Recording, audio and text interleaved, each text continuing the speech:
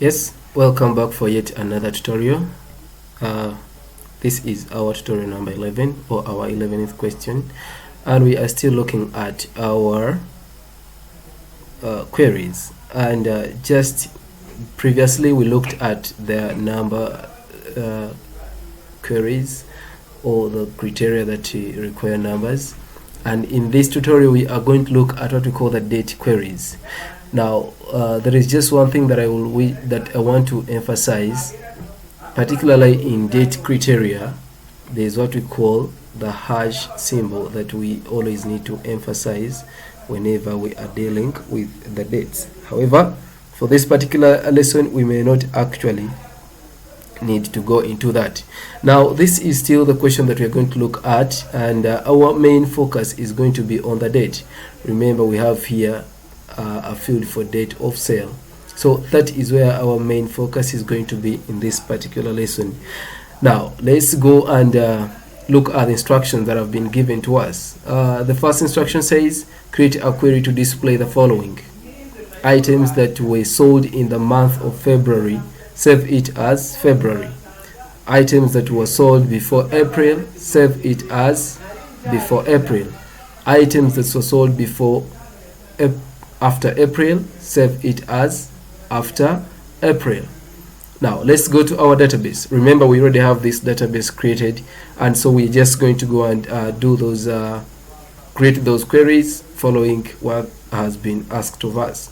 Now here comes our database, and remember, they told us to create a query that will display items that were sold in the month of February, save it as February. So we go and create that query. We added the table, and here are our fields. Remember, this time around we are working with date of sale as our field, and here our criteria shall go as follows. Remember, all our items were sold in the same year, so it won't require a lot of thinking here. We know the year still remains constant, and what we are only going to change is the month. So we shall simply say month. Remember, we are dealing with the month of sale. Which month is it? The month of which field? The field is called, remember, if you are going to refer to an existing field, we use this square bracket. It's the one that we use to enclose an existing field, and DOS is an existing field. So we add it as DOS, close off the, let me just zoom this so that we see what I'm talking about. Month, DOS in square bracket, close the bracket, and then we are saying the month is what? February. So we just add 2 because 2 stands for February, which is the second month. Then we say okay, and if we run this criteria, we are able to get all those items which were sold in the month of February. They are 4 items, and they are right here. They were sold in the month of February. So that is how our criteria is. So we go and save it. We save it as February.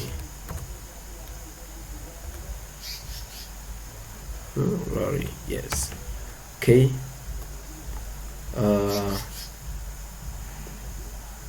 We go and,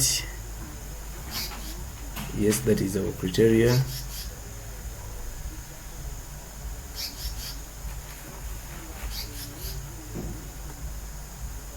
So we have February right there. Then we go and create our another query as we've been instructed. We design, add the table, add all the fields, carry them right here. Still we are dealing with the month, and what does this one require us to do? Items that were sold before April. So we go to our question, and still we are dealing with the month. The year is constant. Then we come and say the month is from which field? The field is called DOS. Then the month should be before April. Before is the less than sign. April is represented by 4, and then we run. So all these months here, this is Feb, March, Jan, all these ones are before the month of April. Well, so that is, so we can see what we have here is a list of items that were sold before the month of April. Now we just come and save it as before April. So let's save it as before April. Then yes, that is saved that way. Then finally they have asked us to create a query, so we go to create a query that will display items which were sold after the month of April. So we come, this is after the month of April, so we come to our database and we add the fields right here. Then and the date of sale, we say month, we use that bracket. It's from DOS. And what is this month? It should be greater than April. April is 4. That is how our criteria is looking like. So that is it. Then we run. As we may see here, this is June, May, June. So all those items were sold after the month of April. We now come and save our query as after